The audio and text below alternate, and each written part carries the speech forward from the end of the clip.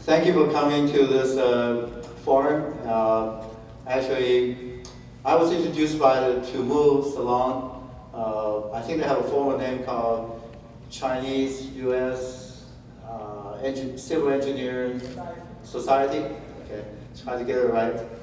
And also the U.S.-China Forum, or China-U.S. Forum. So I'm very fortunate to be the speaker to have a chance to talk to you today. Let me share my story with you. I'm the first generation immigrant. Came here just like most of you. I'm a student. I went to University of Maryland. I can tell you I was not that fortunate like most of you that I had to work. As soon as I gave here, the second day I stepped onto Maryland, that's where I got in. I started working. And guess how many years it took me to go back and visit my hometown? It took me 21 years. And the reason for that is I didn't have any weekends. So I had to work really hard to make a living, to pay for everything. But I think that's the best part, because once you've been through that, you really appreciate what has happened. And so since the situation cannot be any worse, it can only be better. So I got into real estate by accident. I didn't know much about real estate. I had an opportunity to work as an accounting manager for a real estate development company. They do construction, they do real estate development, but they also do property management and leasing, pretty much the whole commercial real estate, a little bit residential too. So guess what kind of job I had to take as an accounting manager? Of course, I had to do accounting work, financial work, supervision of a bookkeeper and a secretary. But I also had to sell from real estate to collection of rent, or even selling boat slips. Boat slip is where you park the boats. The most interesting is my first day on the job and trying to collect a rent from I remember it's an Italian restaurant. I got into the restaurant and the owner, of course, very smooth. John, nice to see you. Come here and have a cup of coffee. My boss is right behind me. He said, John, don't take the coffee. Just get the rent. So that's my first lesson on real estate, is you do your business and don't take too much favors, which is very different than, I guess, in China. In China, things are a little different. You have to know somebody, and then you can make things work much easier. But in the United States, it's quite opposite. Even though you know somebody, but they can help. It will still work a little bit, but not entirely. Like if you know the councilman of the county or the mayor, they can probably say a few good things about you, but there's no guarantee that you're going to get what you want. Now, I understand that most of you are somehow related to real estate or interested in getting into real estate. So my topic today is to talk about how do you look at a real estate market in this DC region, and how do you find what you want? And also, where do you find the right area? Because you have to really understand the market. And I will give you probably about 20 minutes or so at the end. You can ask me questions. How's that? Okay, good, all right. So the topic is commercial real estate in DC metro market. My company is Capstar Commercial Realty. I started about 22 years ago from my basement. And I wasn't sure I could make it. So I bought 3 desks and hired a secretary, a couple of agents. And next thing I know is we got really busy because the phone never stops. So in 3 months, we moved to an office and started the operation. And now we have about 50 staff, and some of you are here, and my staff are typically very professional. They've been working with me for a while, and they all have the expertise in certain things.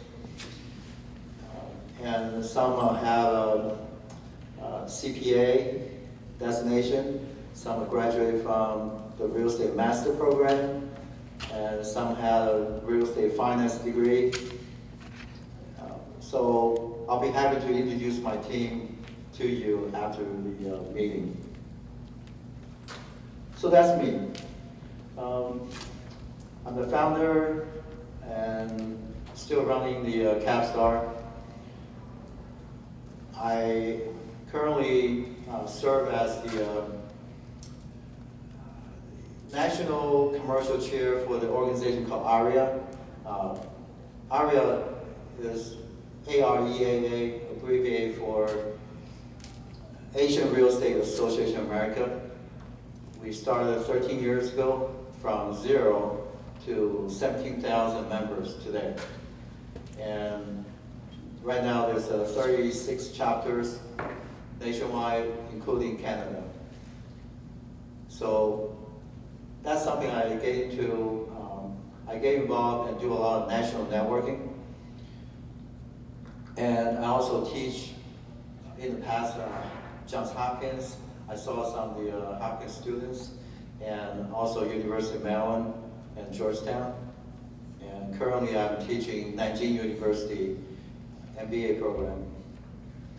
And one more thing I do is my passion is I play a lot of tennis. So I serve as the president of the Chinese Tennis Association in the DC area. At the peak, I probably play about 5 times a week. Still trying to do 3. All right, so let's get into the topic. I know that's what you want to hear. Investing by risk and cap rate. So here's a question. What kind of risk would you have by investing in real estate? Real estate is pretty solid. I remember when I bought stocks, $70 per share, eventually went up to about 110, and it crashed, and becomes 15 cents. Okay, so if you invest in stocks, you probably see a roller coaster ride. That's very risky because you have no control. That's the whole reason is you don't have control of what's going on behind the scene. It's just a paper. Real estate is a little bit different. The worst time we have is back in 2009, 2010. You probably see about 20%, the most 25% drop in value in the DC area. And in some area, it can probably go down to 50%, but DC area is protected because we're special. This is the nation's capital. We have a federal government that relates to about 30% of the work in this area. They are tied into the federal government. So even after 9/11, the major crisis, the real estate values can still hold on to the core of the cap rate and the business. So what is the cap rate now? Cap rate is an abbreviation of capitalization rate. It's a return. Because some of you are expert. So I may bore you saying what cap rate is, but some of you may just got into the real estate business and you like to find out what cap rate really means. So let's do a quick 1 minute example. If you put your money in a bank and the bank says, I'll pay you 2% interest rate. So you put in $100, at the end of the year, you get $2, right? So the $2 is your net income, and in real estate term, we call it NOI, net operating income. And if you take the net operating income, $2 divided by what you put in, $100, the value, that is the cap rate. So it's your return.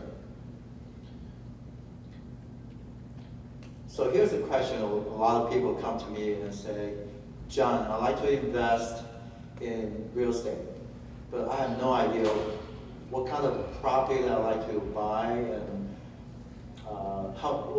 what should I do?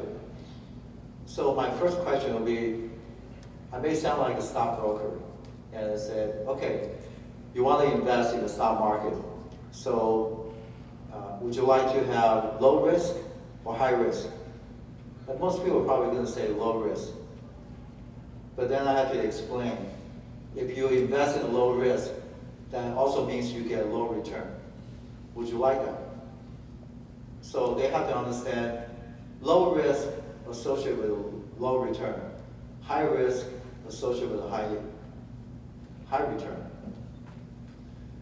So this chart is give you a quick comparison. I separate all the different types into 4 categories that help you to really understand what happens when you invest in a low, we call it low risk type of property, and what happens when you invest in a high risk property. Now, let's come back to this chart in a second. Here is an example. Everyone recognizes CVS, McDonald's. These are the top, we call A+ rated operation because they make money, never default, and it looks like they still have many years to go very successfully. So a lot of people like to have this kind of tenant. Would you agree? If you're the landlord, would you like to have a McDonald's or CVS as your tenant? Because you don't have to have a property manager. You don't need to manage the property. That's the beauty. If the property is in Wisconsin and you live in Washington, D.C., you don't have to be in Wisconsin because you get a check every month from CVS. They pay the rent on time.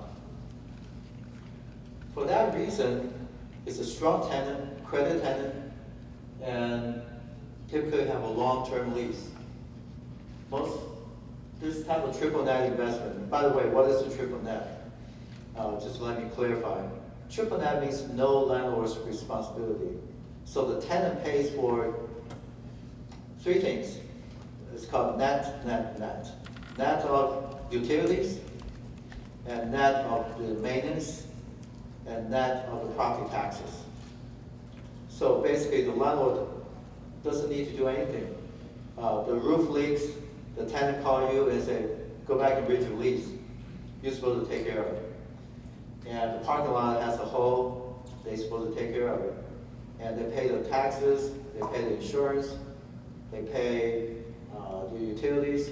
So your only responsibility is to follow up if you don't get a check as a landlord. Because the risk is so low, the return is also low, right? And typically you get, I've seen 3.5% to maybe 6%. So typically 3.5% to 5% is the range for this type of low risk investment. So it's very much like when you buy a bond. If you buy a bond or treasury notes, you get very low return, but you know it's safe. It's a government US government back it up, so you don't have to worry about it.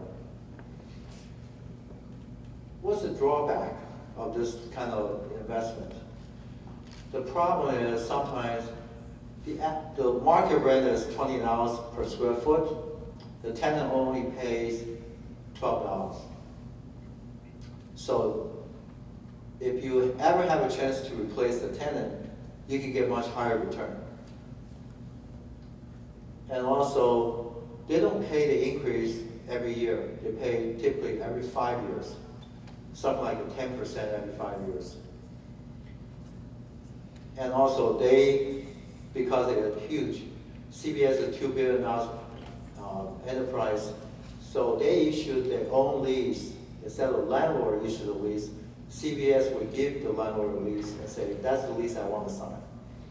And that gives them the right, if they ever wants to assign the lease to Walgreens. I don't know why, okay, not to their competitor, but just in case they want to get out of the business, they want to change the lease to someone else, they can.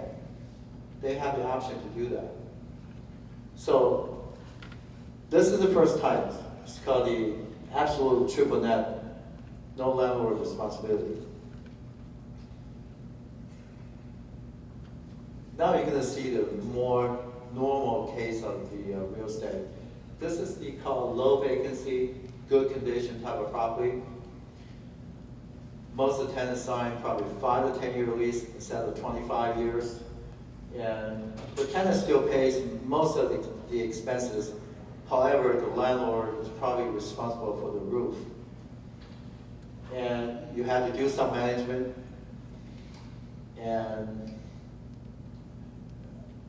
But you will need a property manager, most likely. And you need someone to do the leasing for you.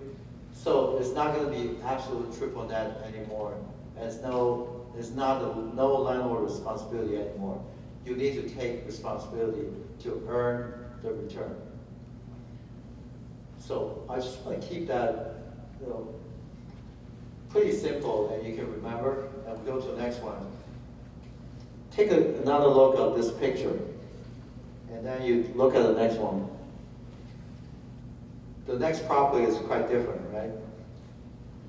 You can tell that it needs a lot of work. The roof leaks, half of the space is vacant, and the tenant pays low rent, and you never heard about the name of the tenant, the mom and pops, no credit tenant. So what's the difference between the one we looked at before and the one here? Well, the last one, you probably get somewhere around 6% or 7% cap rate. That means the return a lot higher than the first time, right? Now, what kind of return you will get for this if you invest? You probably expect 8%, even 10% return, because you have to do a lot of work. You know, replace the roof, fix the parking lot, get a new tenant. You have to pay leasing fee to get a new tenant. And sometimes the tenant asks for free rent, and also they call the improvement allowance. Landlord has to pay money for them to fix it up. So there's a lot of cost involved to get to the second level, the one we saw before. And that's why you have to get a higher return. 8%, 10%, it's all reasonable. Depends where they are.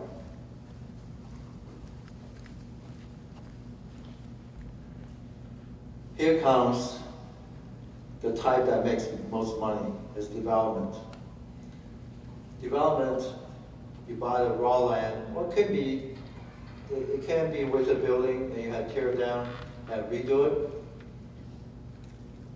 However, there's a lot of risk.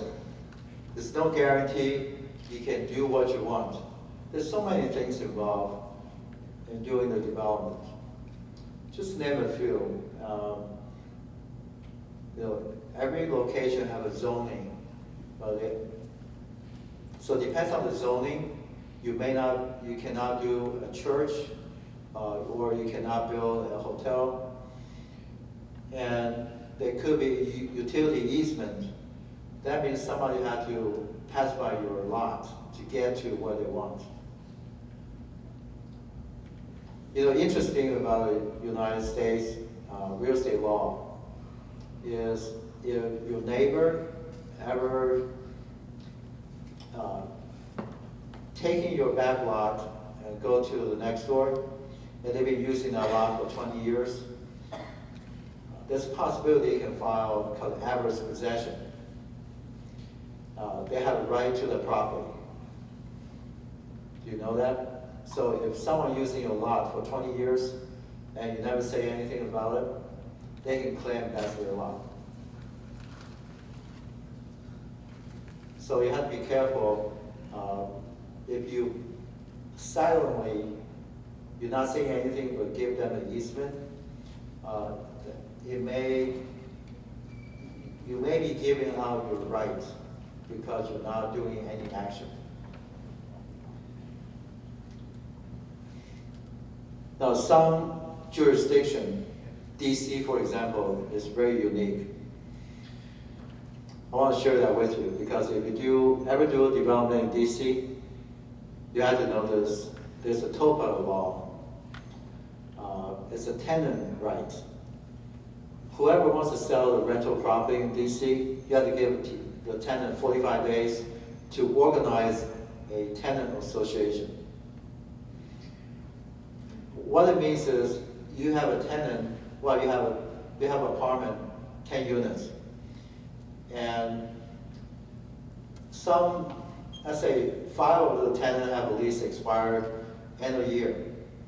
And the other 5 expires in March next year. So guess when you can sell the property? Well, first of all, when do you think the lease actually expires? I can tell you the lease never expires in DC. As long as they pay rent, they can stay there and you're not able to get them out for residential leases. It's very difficult. So let's say the tenants are good and cooperating and you give them the notice, remember 45 days to give them the notice to vacate. What happens if they don't leave the property? Your only choice is to sue them and do eviction. Eviction can be really nasty. I have done it once. I can tell you, I probably don't want to do it again.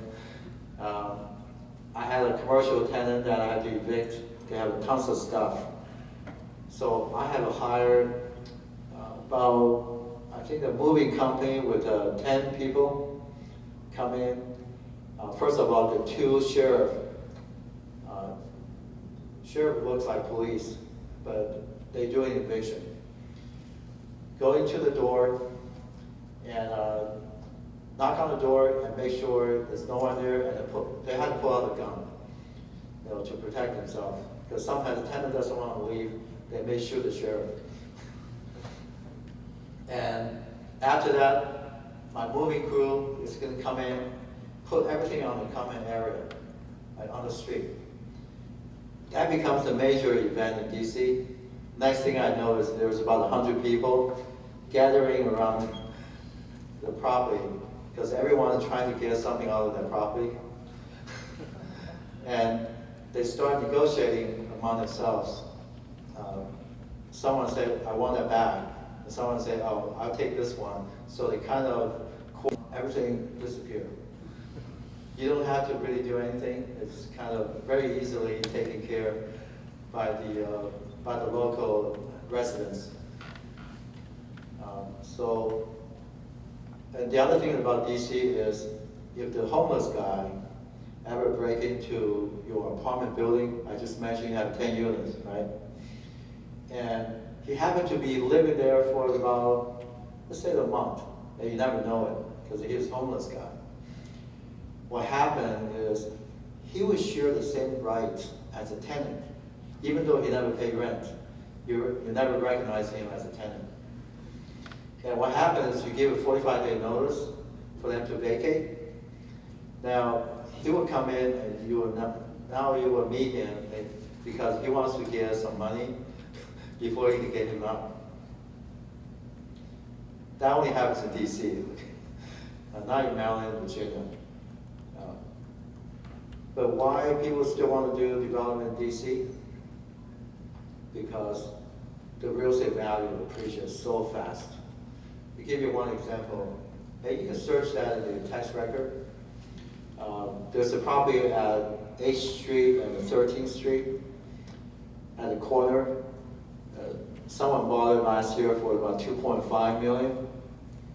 And less than a year, they flipped that 3.2. $700,000 profit. They don't really do much because the 8th Street corridor is very hot. Has a streetcar just starts running, and a lot of people moving in. It's a major area to be gentrified. That means the high income comes in, the low income they get out.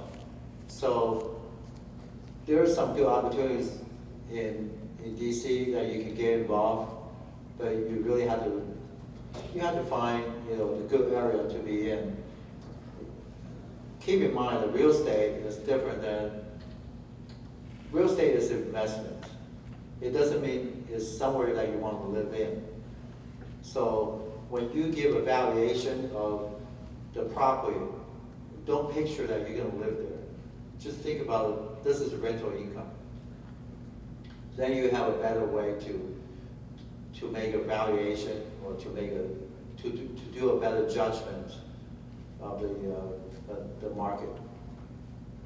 So going back to the subject, development takes a long time. Typically, a zoning change or any variation or a variance, it would probably take a year to 18 months, and that's a pretty normal. I know some of you sitting here, you're developers, and you've been through that. You can testify. It doesn't happen very fast. Even though you know somebody, you hang out and have drinks, have dinner, they become your friend, they can't really do much faster than that. Okay. And some of the things that you have to watch out in development is not just the zoning, but also the regulation keeps changing. I have a client who owns a property, 15 lots in Montgomery County. And originally there were a couple of houses when they bought it. That was 20 years ago. So they took it down, and so it became 15 buildable lots. You know what happened now today, if they will ever have to build it, they can't do it anymore because I have an expert here that helped me one time, Kevin, to look at the lot. And there's a stream running in the middle of it. And so the whole area becomes floodplain. The floodplain means within 100 yards, you can't build anything. So the 15 lots becomes only 3 lots at the end. So something you have to watch is you have to know when you buy a piece of property, get a good civil engineer to look at it, help you to determine if you can build something later or not. Don't assume anything. It's easy to assume that yes, you can build something, zoning is right, you got enough density, setbacks, the height restriction, everything seems to be okay, but you never know.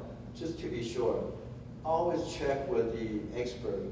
Go with a civil engineer, and then you want to check with the architect, and sometimes hire a zoning attorney, spend some money before you do the development. So there are a couple of things you want to know is FAR. So this is getting a little more technical, okay?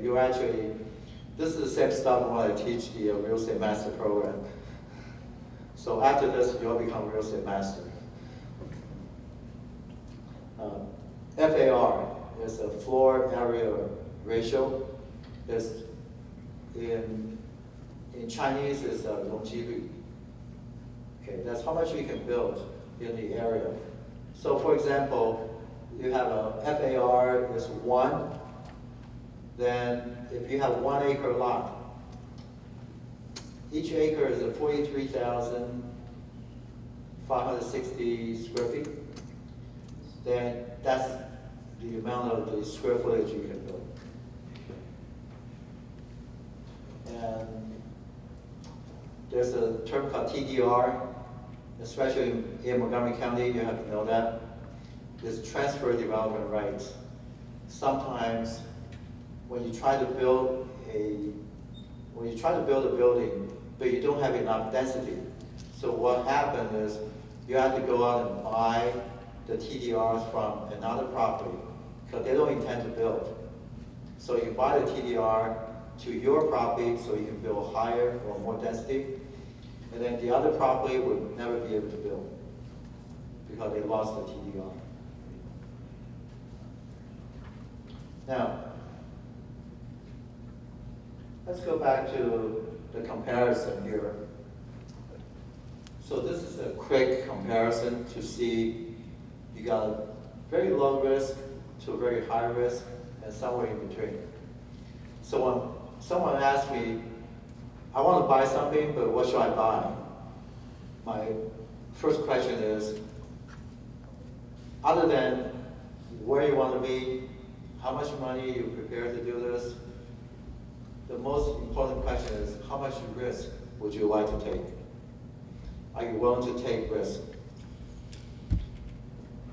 Development takes a lot of patience. You make money out of your patience.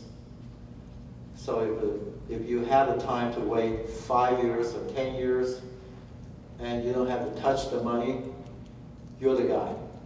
You can do that. But if you want something really quick, I suggest maybe the first type, almost like commodity. You buy it, you can flip it.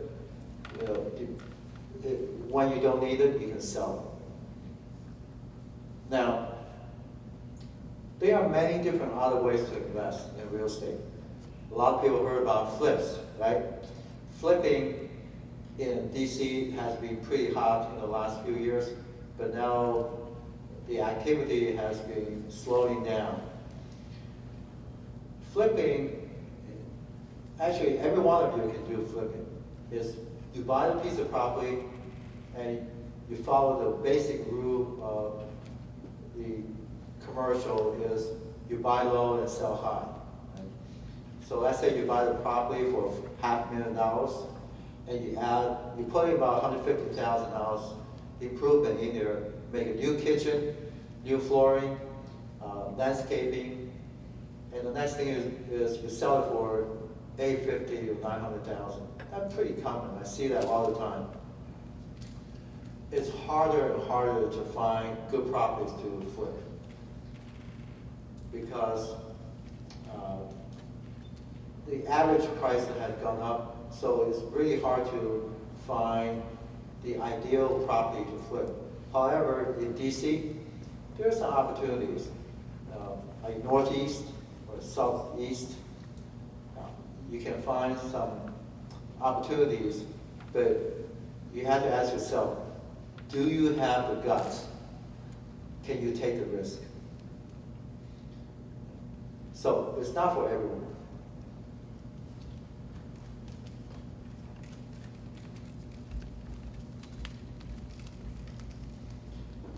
Okay, let me switch the subject a little bit.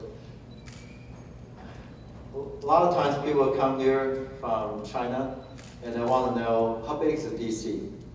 So let me tell you how big DC is. This is a little bit hard to read, but you can kind of see there's a beltway in DC. The beltway is roughly about, I think, between the 4th and the 5th ring in Beijing.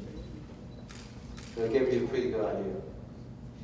And if you look at from the Dallas airport to kind of Germantown, close to Frederick, and it goes down to Bowie, and just make a circle of it. that's probably, yeah, that's better. About 6 rings in Beijing. So DC is almost the same size as Beijing, but of course Beijing has a lot more people. The population is so much dense than the DC area.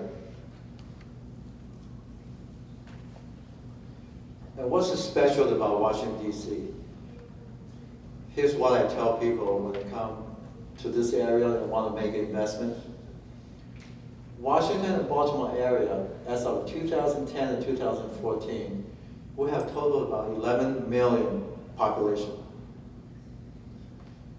And that's including the Washington, D.C., Baltimore, Fairfax, Arlington, Alexandria, Loudoun, Montgomery County, Prince George's, Howard, and the median household income is about 100,000, which is almost twice as the national average. And we are the 4th largest economy in the U.S. After New York, Chicago, Los Angeles, and we're larger than San Francisco, Houston, and Dallas. If you look at the top counties in the U.S. with the best public schools, number 1 is Arlington, number 2 Howard, number 3 Montgomery, number 7 is Loudoun, number 10 is Fairfax. So top 5 of the 10 school districts in D.C. And again, let's look at the income. Highest is Loudoun in the whole nation, okay? And number 2 is Fairfax, 3 is Howard, 6 is Arlington, and 8 is Montgomery County. Again, we have 5 of the top 10 highest income in DC. And one more item is look at the most educated metro area. I forgot where I got this information from, but the number 1, Ann Arbor, is a very small area. So I'm not sure it's actually a metro area or not. But Washington, D.C. is the only meaningful area. It counts as number 2 in front of San Francisco. So the total score is 79%. Of course, I don't have time to explain how they got the number. We can do some research later. But Washington, D.C. is one of the most educated area with the highest income, best school district. And that's why I feel very fortunate to be in this area, because I have lived here for a very long time, and I've seen the up and down of the real estate market, but DC is always able to hold its own because of these factors. So, let me share with you, where are the new developments in the area? Before we do this, let's do an exercise. If you are a developer in mixed use, where would you go? Of course, downtown DC or northeast, southeast, or even southwest DC are somewhere that people are considering right now. But in general, the mixed use development will go into an area that can support work, live, play, those factors, which means you probably need transportation. So the metro stops is the ideal location. Anywhere you have metro stops is where you see the mixed use. For example, Mosaic District, Gallows and Route 50, or 29 near the Dunloring metro station. Mosaic is a very good area with a lot of new development, mixed use, and all the retailers are very successful. So where would you go if you want to do a hotel? I would say probably either in DC because near the tourist area, or near the airport. You do see a lot of hotels around the airport, right? For that reason. And what about shopping centers? Shopping centers is different than the mixed use and the hotel. So they probably go into certain area that can feed the customers for example, grocery. You have a Giant or Safeway or Harris Teeter or Whole Food as an anchor. Then if you put a Starbucks, Panera Bread, and Chipotle, some restaurants, all of a sudden that becomes a very successful shopping center. So the shopping center consideration is how many households in the area that can support the grocery anchor and also the smaller retailers. Now office buildings, again, are different. Office building, they want to be probably downtown, of course, K Street, or nowadays they put it in different places, even Noma, it could be in Chinatown area. We see a lot of new development of the office markets. But typically in a suburban rural area, then the office will go into the commercial district, probably near the courthouse or the government center.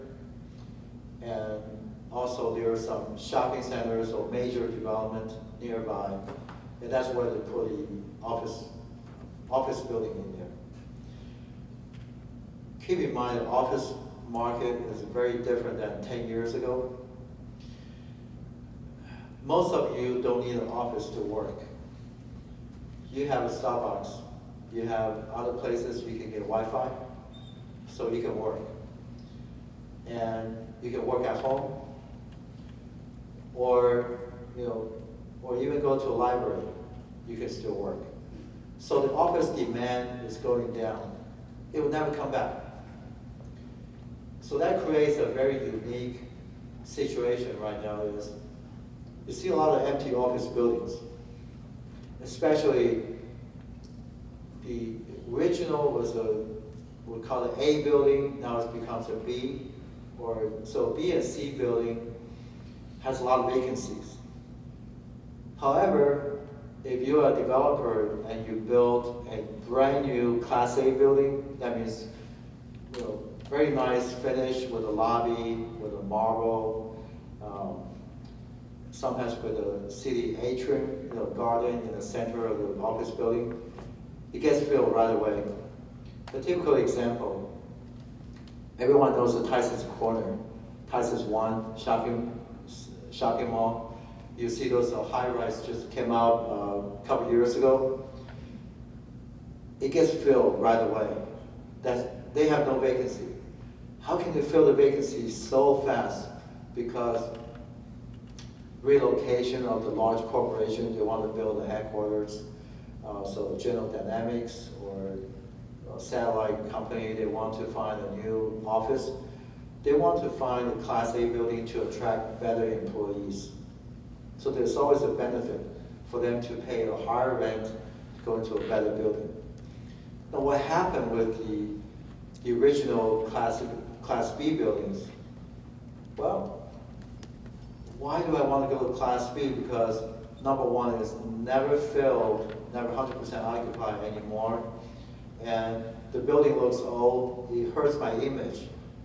And I'm paying almost the same rent as the Class A because they gave me some incentive to move in. And that's why the Class B building has a lot of pressure. Now what happened when Class B building has pressures, it puts more pressure on Class C buildings. So what you see is the office market has on the average about 25% vacancy rate in the DC market, which is not bad compared with other cities. So 25% is pretty high. How do we rescue them? How do we change that? So this becomes a great opportunity for some of you who wants to do real estate development. Here's the time to buy an office building at a much cheaper rate. You can get it for, yesterday, I was with a client, we looked at the building. We can get $110 a foot, which is probably below the construction cost. And I also have seen a building I can get for $50 a foot. Now, if I can fill that building with the tenants, I make a killing of it. I make so much rental income. Now, but how do we do it? What can you do to fill the office building nowadays? Number one, we can do a conversion from office building to apartments, right?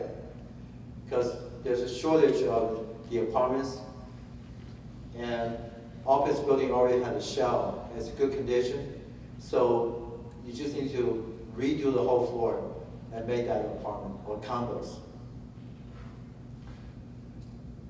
However, it takes a lot of work, and the zoning change, it's not that easy, okay? There's no guarantee that you can do it, so you have to do a lot of study before you engage that. Number two possibility will be assisted living. That's a pretty hot area too. A lot of people want to get into assisted living because the whole population is getting aged, getting older. And there's more demand for the assisted living and the senior daycare. And other conversions I've seen make that a hotel, if that happens. But if the demand will support that. And another area would be self-storage. If you're in Montgomery County, in Rockville area, and you'll notice there's a building near exit 6, 28, Route 28 area. There's one office building on 270 you can see. Used to be a traditional office building, probably building in the 60s or 70s with the columns, very old look. And now it becomes a self-storage. Self-storage can make a lot of money, and all of a sudden, the value goes up almost twice or 3 times the original cost. So that's one area to do. Okay. So that gives you some idea how to do the conversion. Now let's look at where are the major projects in the DC area. And keep in mind, the major development of the DC area is following the major highways. So start with the 95, up and down 95, and then 66, 267 to the airport, and 270 to Frederick. These are the new developments. If you follow that major highway, it will be pretty safe for the next 5 or 10 years, because you know that there will be new development even beyond that. One example is on Route 270, they will build a new outlet, which is pretty close to the Beltway. So the outlet is going to be open by, I think, the end of the year. That's in Clarksburg. So in the past, we think Germantown is probably the farthest you would go. Of course, the Frederick even further out. But the Clarksburg now is becoming a really hot area because a lot of people are looking at that's a new area to be redeveloped. And keep that in mind. Let's go back to here. So start with Trump. This is the election year. You see the Trump on the upper left. So Trump is building a hotel near the White House. He has determined that doesn't matter he's going to be the president or not, he will have a place to live in DC. Going down, you see the borough. Borough Project is a really major development by a company called Meridian.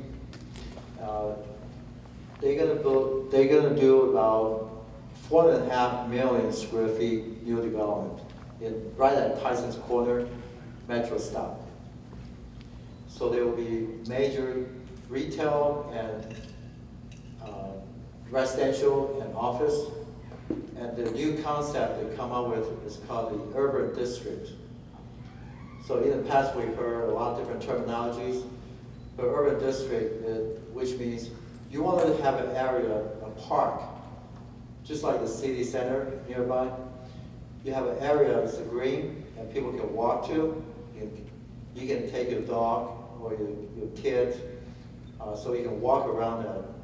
So pretty much everyone can enjoy the area from walking population to mother and daughter or students. So that's the concept of the urban district. And the next is the mosaic. I just mentioned that. They're still going on, and they're doing the phase 2 and probably phase 3. So we all know there's a Chinese grocery called Great Wall. Great Wall will be, the whole shopping center will be torn down and become a mixed-use development.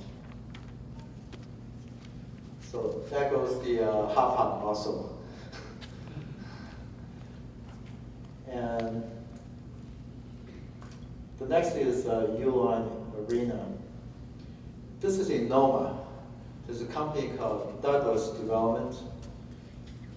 They used to sell the electronic appliances, and the last 20 years they took a gamble. They bought a lot of properties when it's empty and kept it empty for another 5 years. The timing cannot be any perfect. Next thing you know, is everything becomes gold. They actually bought the Chinatown, most of the buildings in Chinatown before they happened. So now they're the biggest owner of the Chinatown and gallery place.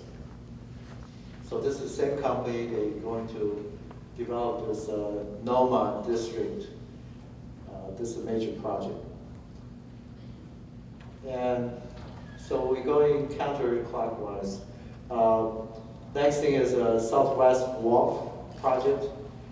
This is a $2 billion project around the waterfront, where the old fish market used to be. And part of that project is sold it to an EP5 developer. It's called the Intercontinental Hotel.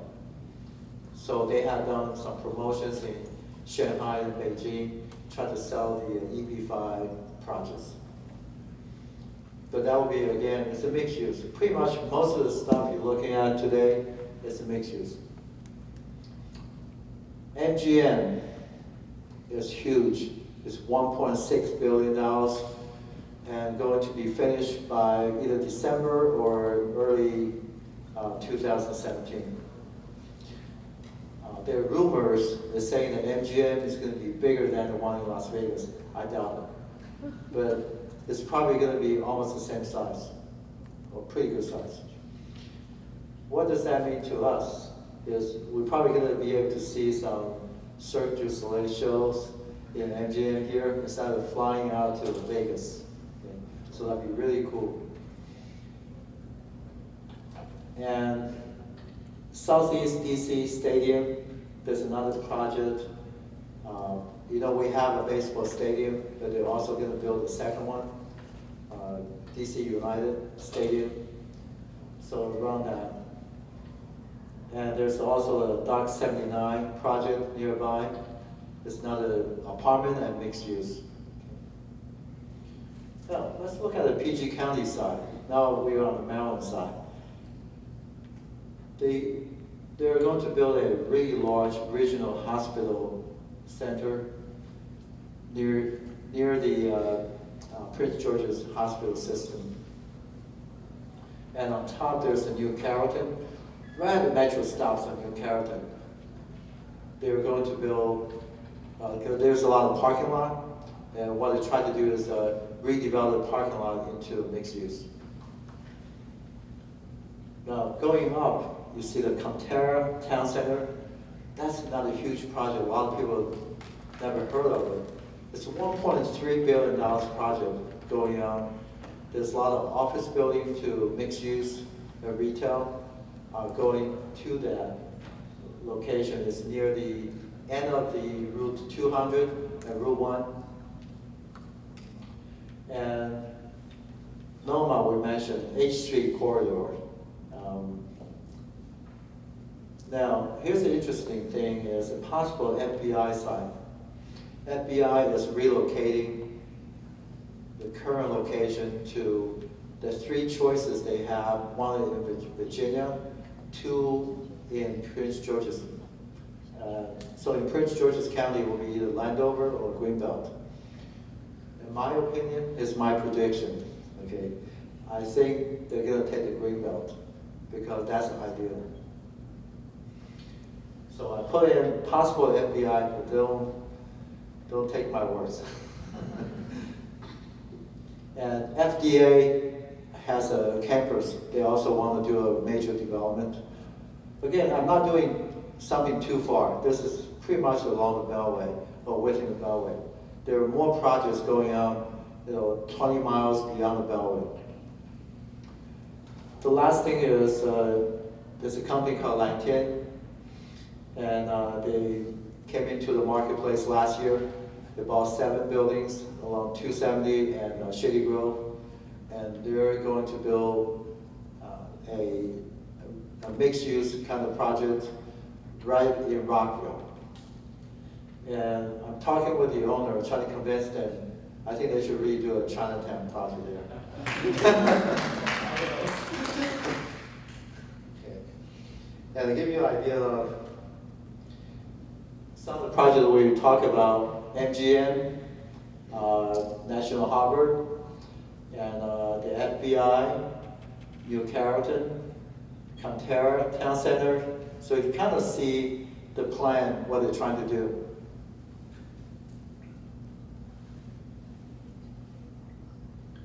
This is the one I mentioned, the Noma, the U-Line Arena. It's really cool.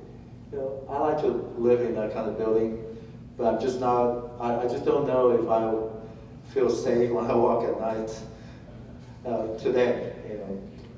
A few years later, it could be different. This is the project I just mentioned, Lantian and Shady Grove and 270. So they have phase 1, phase 2. Hopefully they will do a high density kind of development. I hate to see it go as townhouses. And this is the idea that I have. If you want to build a new Chinatown, think about what Tyson Borough is doing. Everything is high rise. And the one on the right is the LA New Chinatown project. It's very different also. But if they can build something like Ningbo, New World Plaza, something like that would be even better, right? So that would really show the east meets the west. And of course, in Shanghai, they have the Xitiandi, the New World area. So ideally, if you adopt that kind of style, putting some unique design into a new building, and that will make the local, especially the Americans, feel very curious about the Chinese culture. They want to come in and enjoy and get to know the Chinese way of doing things. So I think my time is about right, and I would like to leave enough time for you to ask questions. So feel free to ask me any questions. I'll be happy to answer them. Yes, please. Yeah, go ahead. Thanks for your impressive presentation. Thank you. As a civil engineer, we are always looking for a client. We hope we can find a client like you, a very successful businessman. My question is, what are you think about when you're when you look for a civil engineer to develop a project or property? So the question is, do I need a civil engineer to develop a property? Or? Yes. What are you think about? What kind of civil engineer you will look for if you want to develop a property? Well, I think the civil engineer is a very important part of the development process, and we always like to work with each civil engineer because you have your connections, I have mine, and sometimes I can introduce you to my client. And what I like to do is, some of my clients that I'm not sure they're wasting my time or they have a great idea, so they say they want to do something very unique. Then I like to bring that to you, and you can help me to qualify the client and say, it doesn't work. You want to build, 100,000 square feet in a 1 acre lot. It's not possible because we have to have a parking, we have something like that, but the zoning doesn't fit. The civil engineer can help you to answer the question. I can't sometimes. So I think you can help work closely with me in a situation like that, and we can be a very good partner. Thanks. Okay. So, next. Yes. In the 22 years of working in the real estate field, what's the hardest choice that you made, like the most challenging project or the hardest choice you ever made in this career? Just curious. There are some projects that are very difficult. Let me share one with you. Is the religious group. So it was a temple looking for a space. Usually it's very difficult for me because first of all, it's very hard to find a temple or a church for sale. And so one time I had a group that came to me and said they'd like to find 100 acres because they have a lot of money. And I said, great, so I got really excited. That was when I first started. And I took them to probably 15 sites, including one I remember in Chinatown. There was a very nice church right at Massachusetts Avenue and 5th. I believe that time is selling for $8.5 million. Of course, that was it was a lot, back then, but nowadays when you look at it, it's so cheap. So after 3 months search, and they came to me and say, John, we don't like any of these. So I'm really curious and say, why? Because I thought I meet every requirement you have. And well, during the process, I forgot something. They also have a board. So the board had to make a decision. Very difficult to get everyone together because everyone's a volunteer. But at the end, they don't want to buy because the reason he gave me is I like to resist my temptation. So it's a practice of I don't want to take anything too good. That's one example. So I learned that we actually did a church deal not too long ago with my assistant Sophie, and we qualified the church group from the beginning. We want the whole group to look at a site, and we want to make sure that we only talk to one decision maker and knowing exactly what they want. And that transaction went pretty smooth, I would say. So we finished that in about 5 months. after the study period, everything else, they close the deal. So church group is something that I will try to be more careful when I work with them. Next question. I'm sorry to interrupt because of the limited time. One more question, please. Okay. Yes.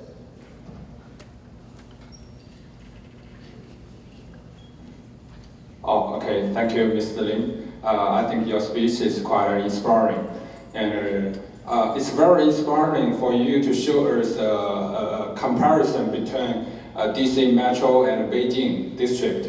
And I have a quick question. Yes. Can you tell us a little bit about the differences between Chinese real estate market and U.S. real estate market? The differences between the two countries. Okay. Thank you. The one thing I have to say that the United States is very fortunate because the whole country is pretty flat, and so from the east to the west, there's a lot of farmland and easy to get to. You can drive from DC to California. It's not true in China because most people live in on the coast, on the east coast. So that situation gets worse. And one result you can see recently is, the real estate market kind of crashed last year in China. But the first tier city, they don't even crash, but the price got higher. And what is the reason for that? We talk about now that we have to do a new ranking. So Beijing, Shanghai, and Shenzhen are the top three, and then Guangzhou is the fourth, I would say. And plus called the 强二线 from Nanjing, Hangzhou, Chongqing, those cities are also pretty strong. So what happened with the large cities, the real estate market gets better and better because population are moving out of the rural area into the city. More than 50% of the population in China, we know that live in the cities in China now. They don't live they don't live outside the city, and that causes a lot of issues. The price gets a lot more expensive, and also associated with pollution. United States is a little different because the country is so flat and so big. You can easily buy 100 acres in West Virginia at a very low price. So there's no need. Well, some people have a different lifestyle. They can still get to a local shopping center with a Safeway, probably within 5 or 10 miles. So they don't need to live in the city. There's another side of the drawback of that. The issue is that means people have to drive. That's why we have the traffic so horrible, right? So if you live in, say you live in Frederick or Gainesville or Dale City, you try to get into DC in the morning, it'll probably take you 2 hours. I remember there's a sign near the highway where I live, and it said, if you live here, you could be home, because they anticipate there's a lot of traffic every single day, and DC is one of the worst area. Sometimes we rank number 1 as the worst traffic area.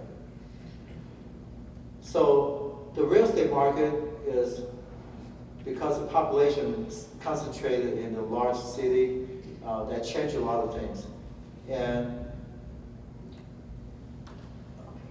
I would say DC would probably need a second ring, second beltway, if we need to solve the issue. But no one has the gut to touch that because it's too complicated. It involves 3 states, and also nobody wants to have a highway near the house. Think about the Route 200 intercounty connector. I was talking with someone. I mentioned it took 30 years to get approved. So almost impossible to build a highway in U.S. But in Chengdu, I mentioned that I had experience in 3 months they built a beltway, and not only the beltway is finished, the cars are running, but also all the retail stores are open for business in 3 months. So it's very efficient in China to build things.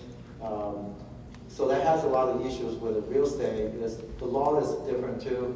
We have U.S. if you own the property forever, including the air rights. So you can own the right all the way to the sky, or going to the earth, so you can dig. Okay, but not in China. I think we have time for one more question. No? I'm sorry. Okay. If you guys do have questions, you can talk to Mr. Lin after this. Okay. So you Sorry about that. You come to me and we can talk. Thank you very much.